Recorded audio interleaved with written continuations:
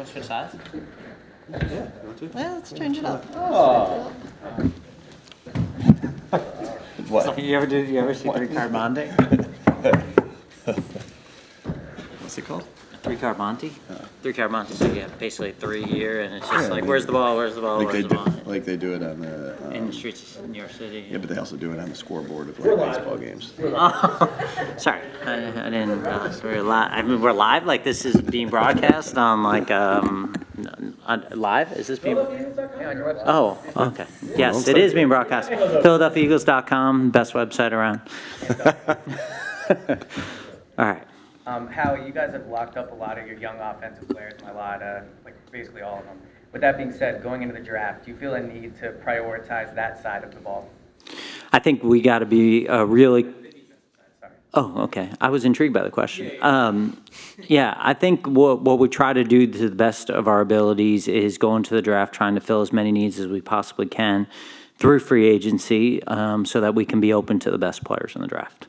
Hey, well, following up on that, Nick, what does that do for you when you know that these guys are going to be together for the next at least 3 years, most of your offense? What does that do for the offensive coaches? Yeah, I think that's really exciting. I think it's exciting as not only offensive coaches, but also just the culture of our football team. That these guys like are going to continue to grow as football players, grow as leaders, grow in culture with as a team, and so that's really exciting. And you know what? It's like it's exciting for the football team, but gosh, when you're a coach and one of your players, gets the big extension like that, it's really an unbelievable feeling. I think when I first got here, I kind of went through that. Some of the indie players, when I left, were starting to get paid, and you're like, oh man, it was tough not to be around for that. And now I'm being able to experience that here with the Eagles. It's really a special thing because it changes these guys' lives forever, and their families' lives, and their kids and their grandkids. What an unbelievable thing, and just so happy for our guys that have done that. And so it's like, yeah, it's really important, and you're just, and as far as all those things I talked about, and then also, just an awesome experience to be able to have with these guys. Now, in the last 6 drafts, you've only drafted 3 cornerbacks, and none of them higher than the 4th round. And any draft that you've overseen, there's only been one that's been drafted in the 2nd round. Why do you hate cornerbacks? No, I'm only kidding. Hate. Put you up to this question. You've found alternative ways to kind of fill the position with varying degrees of success. How do you view that position and how you've evaluated it, and what have you learned from past mistakes and successes? Yeah, I think that obviously corners are a huge part of playing defense in the National Football League right now.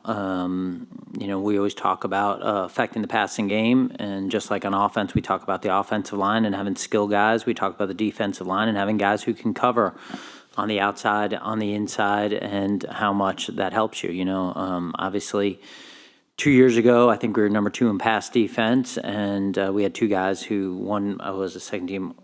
We were number 1. Thank you, Ruben. And we had Slay made the Pro Bowl, and James was a second team All Pro. And I think that that just goes to show how important that is to playing good defense. So.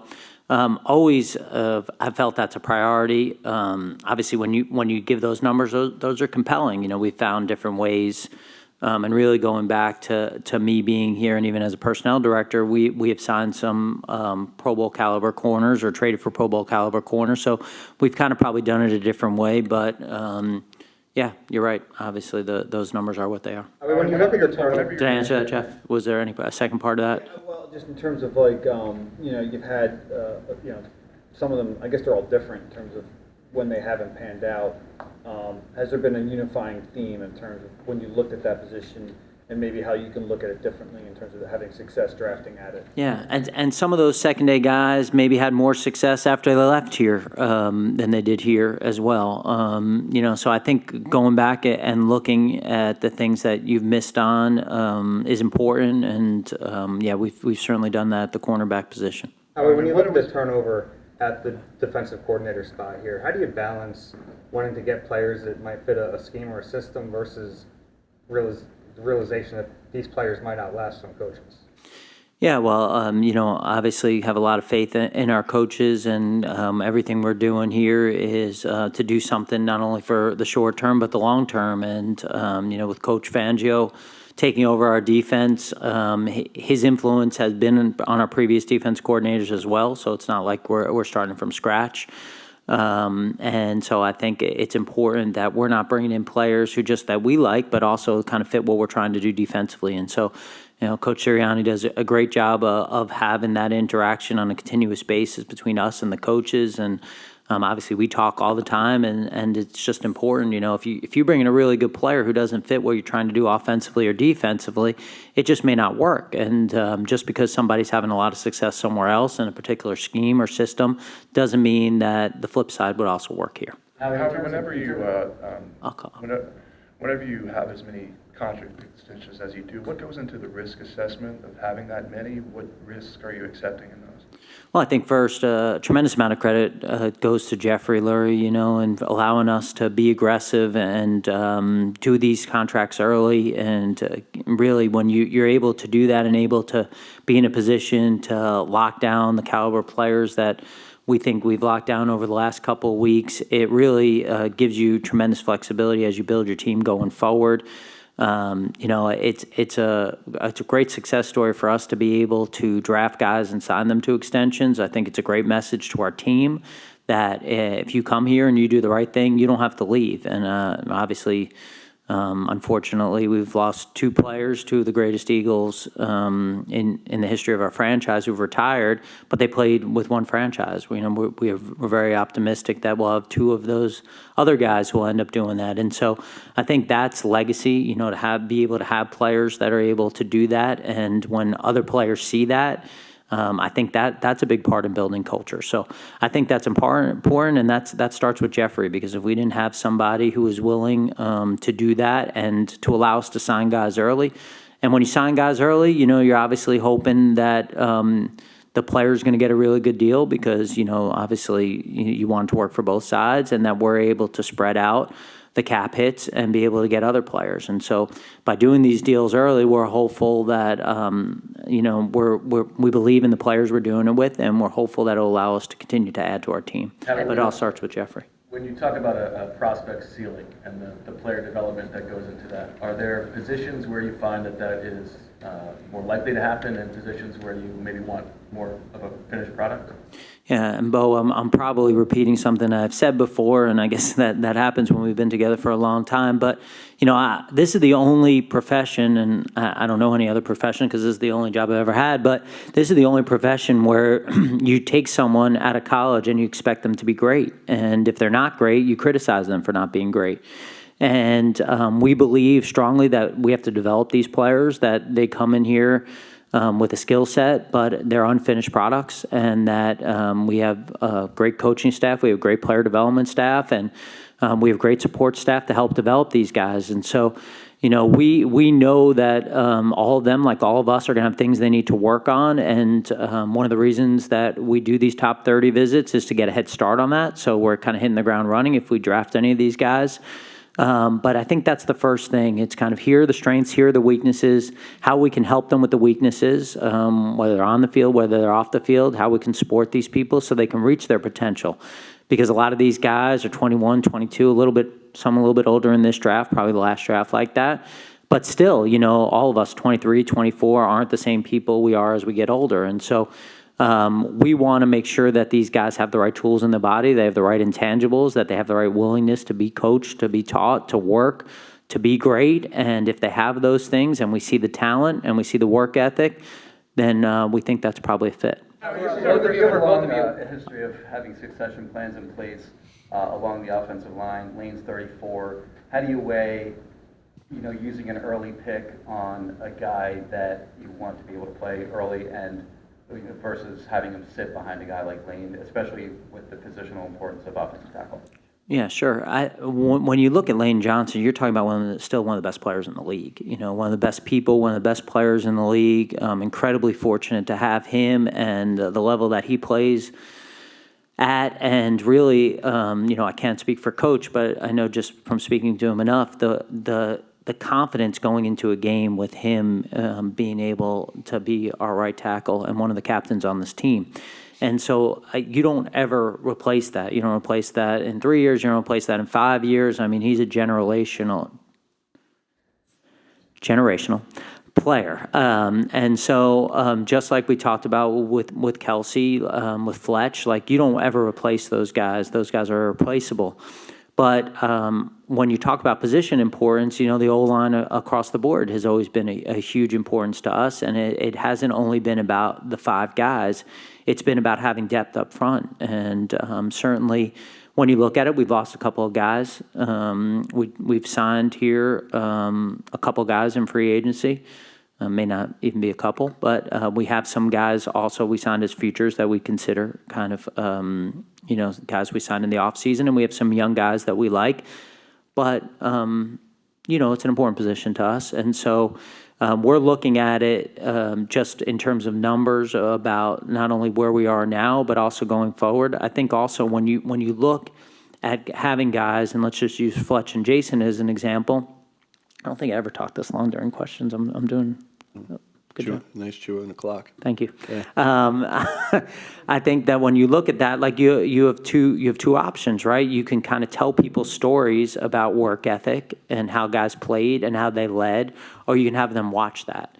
And so for us, when we drafted Cam, we're still always trying to recruit Jason to keep playing for as long as he felt comfortable playing. But at the same time, having him be able to study how Jason practices, how Jason leads, how Jason takes notes, instead of saying, man, Cam, you should have seen how Jason Kelsey led, how he practiced, how he takes notes. Like, we think that gives him the best potential to reach, the ability that he can do, and the same for Jordan and Jalen. So there's benefits to that. In the short term, you could say, well, like Cam sat for a year, really, and so maybe you could have gotten some bigger bang for your buck with that second-round pick in the short term. But we think over the long term, and we're trying to do things that are the best for this team over the long term, that it makes sense for these guys to be around these great players. Howie, this is our first time talking to you since the Hassan Reddick trade. That was a good answer. Thank you. First time talking to you since the Hassan Reddick trade. I guess, what went into the decision to move on from a player that's still reasonably in their prime, and how hard will it be to make up for that production? Great player. Hassan had a great 2 years in Philadelphia, obviously. Camden kid, played at Temple. Couldn't have been more excited to sign him. So it's bittersweet to lose a player and a person like that. As the offseason went along, and we added Bryce, who we're incredibly excited about, brought back Josh, drafted Nolan Smith in the first round. BG came back. We have some young guys at that position who we're excited to develop. And through the conversations with the Jets, we felt like it was a win-win situation, but always hard to get rid of players and people like Hassan. Nick, you and the coaches kind of come into this process later. What have you learned now that you've been here for a number of years to kind of get your sort of opinion of what types of players you want? Yeah, I think what you learned out of this is like how much work goes into, before we even step in as coaches, there's been so much work, so many different grades, that from different scouts, so much work on all the detail that goes into the player, and Howie's got a lot of things to listen to and then have to make a decision on at the end of the day. And so I admire that, of how much work goes into it and how much information Howie has to get, and then have to make a good decision from that. It's an amazing process.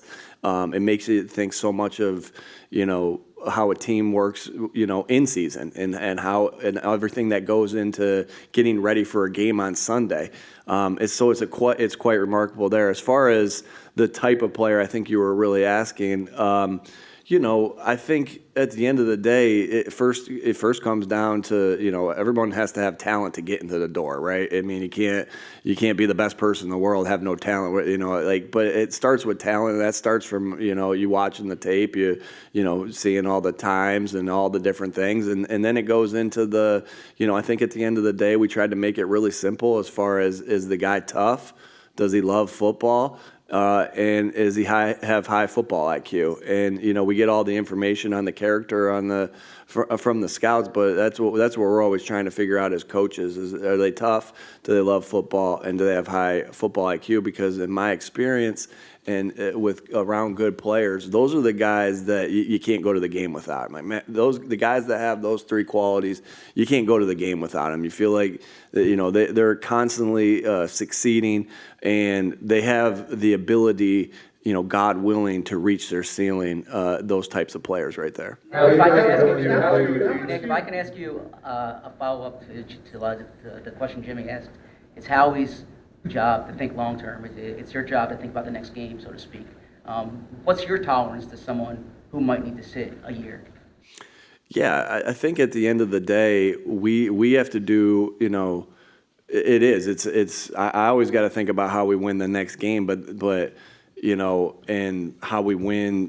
That's how a coach is built, and I think Howie's trying to win the next game too, right? But we're also damn right. But you're also thinking about the long-term success of it. Like, I think the way he's explained that perfectly, in the sense of like a great way to teach a player. Like, how do we teach players things that we want them to learn in football? Well, we let them study the greats. Like, okay, for instance, if we want to teach a receiver a route that looks a certain way, we take out a tape that, hey, here are all the best comeback routes that we've ever seen versus all these different looks. Here, take a look. Bop, bop, bop, bop, bop.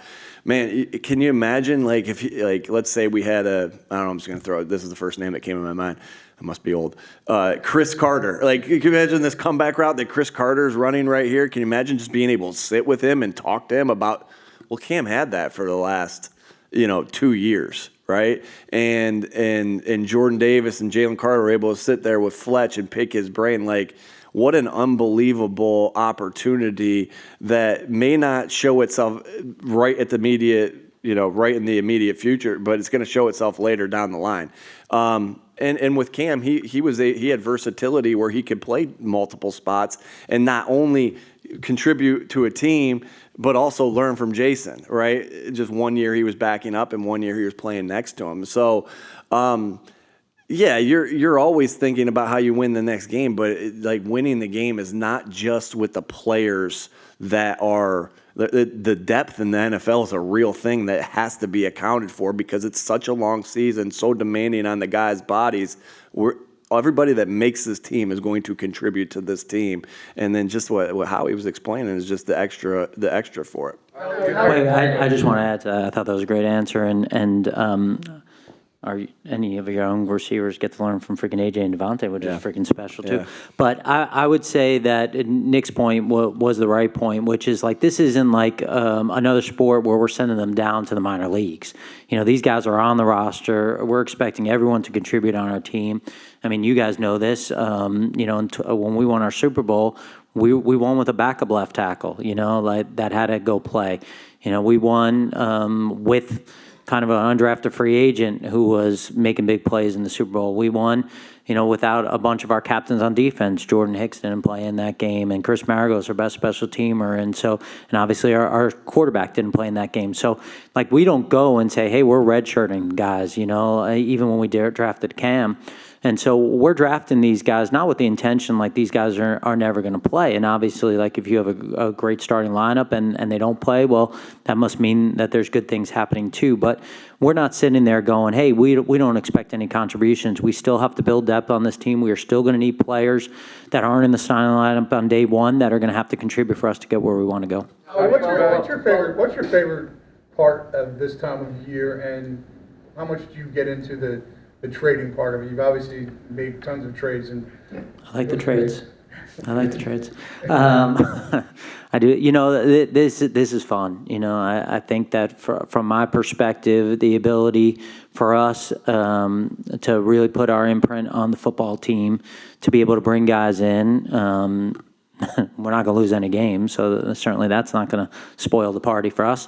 I think it's just it's a great time of year to see our scouts, our football ops, our coaches, our whole building really come together. I think it really builds the the culture that we're trying to do off the field for all of us to come together and have this period and process that we go, because a lot of people are part of this. And, we start that after the draft talking about all the people, because that's all the people that come together to do this in every department when guys come in here, when we have the visits to get us the information. So I think it's just a very special time of year. It's a lot of fun. I like talking to the other teams in the league and trying to figure out if there are opportunities to work together.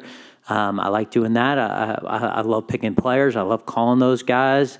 And then when you have days like today, and we've had a couple of times, and you draft guys, and then you see them come in with their family, and you see how much their life's going to change. Smitty will maybe buy dinner or something. I don't. It doesn't seem like he's got grand plans for that money, but I think that just seeing that, and like Coach said, just knowing that, like, we had some small part of the legacy that he's going to put on this city, and selecting him, and just thinking about the moment where we make that pick or we make that trade in Smitty's case, or, Landon and him falling to the second round, or Jordan in that process, just to name a few guys. I mean, it's special. It's kind of one of the reasons, obviously, we do this to win championships. That's our first thing, but to also just have legacy and to have good people, and I'm proud of that. How different? I'm going to go around. I'm trying to be orderly.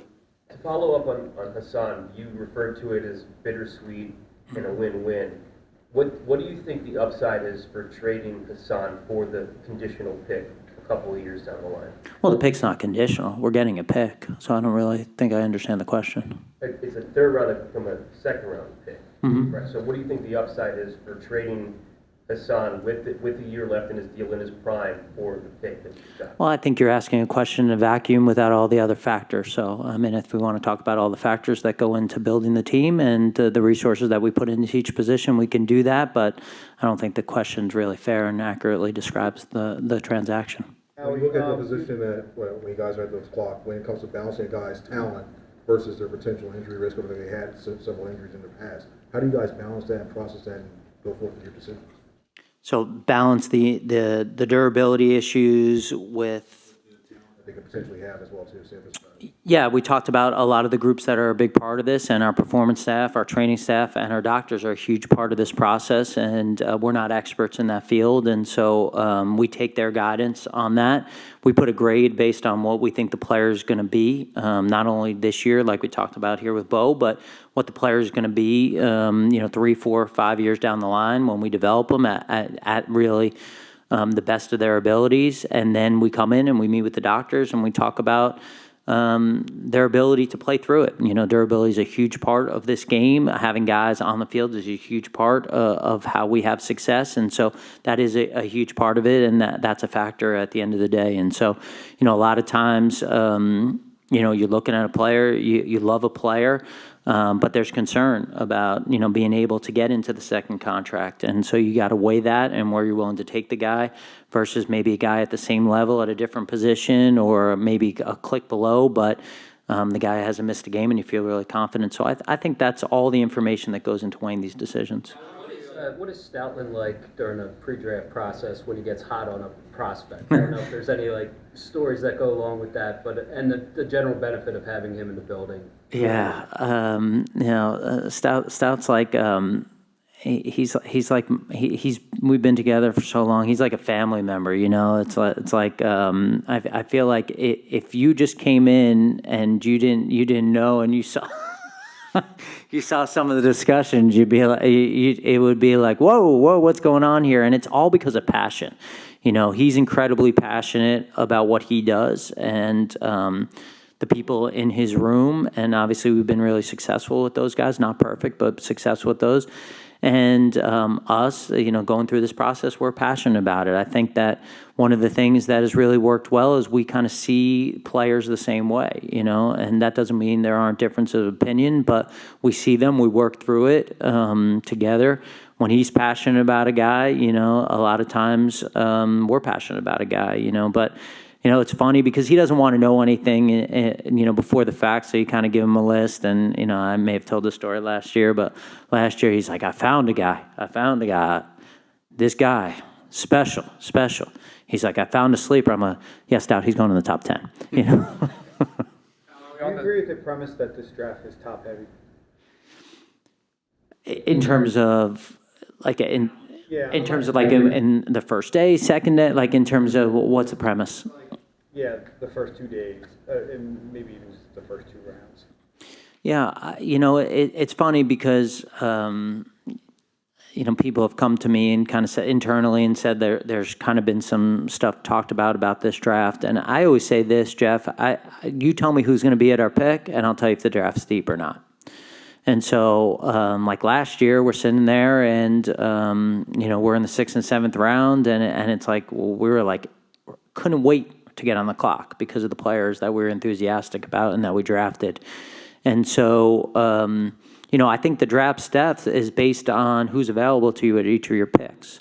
So I think it's going to be dependent on that. When we're picking on the 3rd day, if there's guys that we have 3rd round grades for, it's a great draft for us, So that's how I kind of view the draft. It's just who's available to us when we pick. You made a few references about, I'll come. All right. you made a few references about looking long-term, looking at the future. You probably have more security than almost any GM in the league. You might not agree with that, but you do. You've been here since 2010. We know how Mr. Lurie feels about you and the job you've done. So what advantage does that give you to be able to think down the line, to be able to think long-term when you're not sitting here thinking, I've got to do this now to save my job? Yeah, Ruben, I would say this. I'd say my only goal is to win as much as I possibly can, and if I'm not good at that, I shouldn't be sitting in the seat. And so that's the only thing I think about. I think, how do I put this team in position? But I also feel like it's my job. I'm a caretaker in this franchise. I'm not going to be here forever. And I think it's my job to make sure that I leave this franchise in better place than when I got it. And to be honest, when I got it, it was in pretty good hands. And so everything that I'm trying to do is to make sure that the bottom doesn't fall out, that we're not in a position where we have to sustain, a rebuilding time. We're always trying to retool. And how do you do that? You get out in front of problems. And so, that's how I think about it. I feel like, the way I think about things is like I'm not sitting here just wanting to compete in 2024. I want to do nothing other than win a world championship this year. Like that's number one priority. But I also want us to put us in position to do it in 2025 and 2026 and 2027.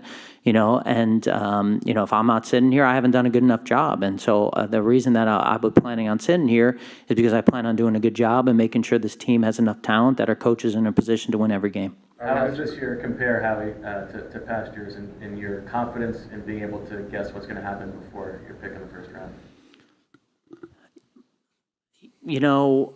There's always going to be something different that happens in front of you or behind you that you didn't anticipate. I feel really good about what the players are going to come off around, the first 25 picks.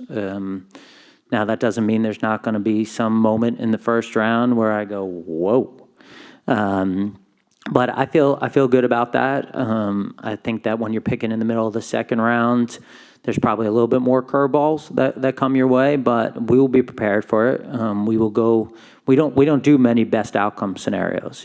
We work with this will be the worst case, and even in our worst case situation at 22 and 50 and 53. We'll be able to improve this football team. How you've spoken in the past about the pressures and the pluses and minuses of hometown players. This year, there's a lot of attention about Jeremiah Trotter Jr. It's a unique situation. Mm-hmm. How nuanced is that evaluation because of all that comes with the history of Jeremiah Trotter? I'm biased towards our hometown players. I'm biased towards the people who have legacy with this franchise. So I think that's hard, and I think that's why when Coach talked about getting a lot of the information and trying to get myself out of that moment and just trying to make the best decision for the Philadelphia Eagles and not making an emotional decision. And so I think when you talk about any of the guys who are local, and we just talked about trading a guy who was local, it's hard not to want to keep guys who have Philly ties, who understand what it's like to play here, or to bring those guys in. And I do think it's a plus. It's a plus to bring someone in this atmosphere who understands what it's like. And this is the best atmosphere in the National Football League. And I think that, they know that when you win, it's like nothing else that you experience that. But it's different for people who haven't experienced that before. You mentioned liking the trades. You mentioned I'll get these two. And then... I'll go back. Okay. You mentioned liking the trades this time of year. How unique? I actually like trades all times of year. Well, there you go. How unique is this draft in terms of others, in terms of the apparent value of quarterback, receiver, tackle that might push some towards maybe the middle of the first round, towards you're thinking of that space and even what trade value might be at 22? Well, it's gone both ways. We've been in drafts where there's been great depth at a position, and you feel like, all right, like you'll just sit there and wait, and all of a sudden the guys go really quickly, and you sit there and you go, man, I thought this was going to be a great draft there, and there's not many left. And so I think you just have to be prepared, you know. And again, I say this because it's the truth. A lot of the scenarios are led by Jeffrey in this and putting us kind of to the test over the next couple of weeks. And so when we're on the clock, it's just like Coach going through his game plan. We'll be ready. We'll be ready for any scenario that comes in front of us. We'll be ready to make decisions on the clock, and we'll be ready to trade. I was just going to ask about the uncertainty still kind of surrounding Isaiah Rodgers. Does that impact how you approach the draft, not knowing, or do you think you might know something in these next 7 days or so? Well, it goes back to that we got to view the draft as what's best for the long-term version of the Philadelphia Eagles. If the long-term vision of our needs and our positional priorities is met with the short-term kind of impact, that's a beautiful thing. But at the end of the day, we're not going to stretch and reach on anything just because maybe there's a perceived need. I mean, we're still in April. We don't play our first game till September 6th. We're going to have a lot of opportunities to continue to improve this team. The talent acquisition season is not going to stop after the draft. We're going to continue to look. We're going to continue to try to get better and do whatever we can so that we're the last team standing. Can I stick with Nick real quick? What's that? Can I speak with Nick real quick? You want one? Sure. Yeah. I wanted your perspective on having two receivers now that are getting paid top-tier money and problems that could present, but also how you navigate that. I'm sorry, say that one more time, Dave. Your perspective on having two receivers who are both making top-tier money and how you navigate any potential problems that could. I think at the end of the day, the problem, any problem that would happen is because, you know, there would be jealousy between one, but these two guys love each other. Like, I hate to say it, like, I mean, these guys are connected. These two guys have a great relationship, and that's what you're trying to create for your entire football team. And it's a great example. Like, I feel like I'm able to use them a lot as far as the example of how teammates respond to each other. Like, Devontae is genuinely happy when AJ has a good game, and AJ is genuinely happy when Devontae has a good game, and they help each other get better throughout the week. Like, you know, I can think of just play after play where just the excitement that one guy is excited. Like, I see AJ, I see them celebrating after a play with the same handshake that Devontae used to use at Alabama with some of his closest friends. Like, it's so cool. Their relationship's really cool. And these guys, again, that's the best way I say it. These guys love each other, right? And that's a special bond that I know money doesn't. That's not changing anything, right? Because these guys have grown and worked hard together. Both continue to get better because of who they are as players, but also from the help of each other. You know, Devontae helping AJ get better, and AJ helping Devontae get better. So it's a special relationship, and yeah, I can't be more excited to have those Coach, do you want great players? Yeah, we'll take them. Thank you.